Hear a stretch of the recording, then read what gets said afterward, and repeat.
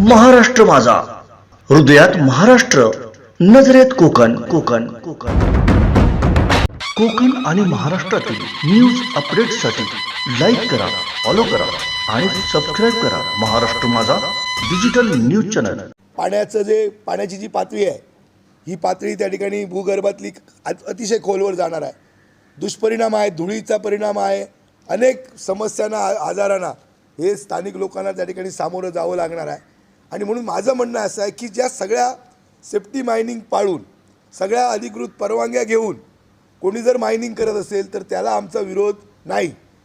पण जर सगळे कायदे धाब्यावर बसून, सगळे नियम धाब्यावर बसून जर कोणतरी अनधिकृत बांधकाम मायनिंग करत असेल तर त्याला आमचा त्या ठिकाणी विरोध राहणार आहे.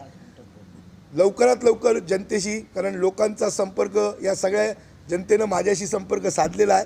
सातत्यानं त्यांच्या फोनवरनं माझ्या घरी येऊन, ऑफिसमध्ये येऊन ते मला भेटलेले आहेत. आणि 26 जानेवारीला म्हणजे त्यांनी त्या ठिकाणी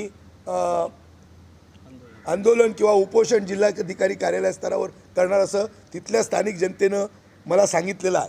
जर तशा प्रकारचं आंदोलन झालं तर मी त्या ठिकाणी त्या आंदोलनाला भेट देणार आहे. आजच मला माहिती मिळाली, काल ग्रामस्थांनी वाहतूक रोखल्याच्या नंतर, अनधिकृत मायनिंगचे वाहतूक रोखल्याच्या नंतर, अनधिकृत बांधकामाला विरोध केल्याच्या नंतर त्या ठिकाणी पोलीस आले. पोलीस प्रशासनाने मध्यस्थी केली आणि आपण कंपनीशी त्या ठिकाणी सगळं बोलून, सगळ्या अधिकाऱ्यांशी बोलून याबाबत निर्णय घेतो अशा प्रकारचं ग्रामस्थांना सांगितलं गेलं. आणि म्हणून आज ग्रामस्थांनी, साटेलीमध्ये ग्रामस्थांनी आज गावामध्ये बैठक घेतली आणि ग्रामसभेचा आणि गावाचा ठराव घेतला की कुठल्याही परिस्थितीमध्ये आमच्या गावामध्ये बेकायदेशीर, अनधिकृत मायनिंग नको, अशा प्रकारची भूमिका ही गावामध्ये त्या ठिकाणी निर्णय घेण्यात आलेला आहे. तो सुद्धा निर्णय तुम्हाला मी आता थोड्या वेळाने देईल, कदाचित आता एक 10-15 मिनिटामध्ये माझ्याजवळ येईल. म्हणजे संपूर्ण गावाचा विरोध हा या अनधिकृत, बेकायदेशीर उत्खननाला, मायनिंगला त्या ठिकाणी आहे. आणि म्हणून माझी शासनाला विनंती आहे की जसं बीडमध्ये वाल्मिक कराड निर्माण झाले राखेच्या आणि तिथल्या सगळ्या अनधिकृत मायनिंगमुळे, तसा या जिल्ह्यामध्ये वाल्मिक कराड निर्माण होऊन दे नको. आणि इथल्या उपसरपंचांना, सरपंचांच्या पतीला, तिथल्या ग्रामपंचायत सदस्यांना धमकी दिली जाते. उद्या परवा अशाच पद्धतीनं त्यांचासुद्धा खून किंवा त्या ठिकाणी होऊ शकतो. आणि म्हणून अशा पद्धतीचं जसं बीडचं झालं तसं सिंधुदुर्ग जिल्ह्यामध्ये वाल्मिक कराड निर्माण होऊ नये. कुठल्या तरी सरपंचाची एखाद्या भूमिका मांडत असताना त्या ठिकाणी त्याची हत्या होऊ नये. आणि म्हणून कुठंतरी प्रशासनाला जाग आणण्याचं काम या आपल्या पत्रकार परिस्थितीच्या माध्यमातून मी त्या ठिकाणी करतोय. मी आपल्याला पुन्हा एकदा सांगतो की डिसेंबरमध्ये याबाबतचा पत्रव्यवहार या सगळ्या संबंधित प्रशासनाला, जबाबदार अधिकाऱ्यांना मी त्या ठिकाणी केलेला आहे.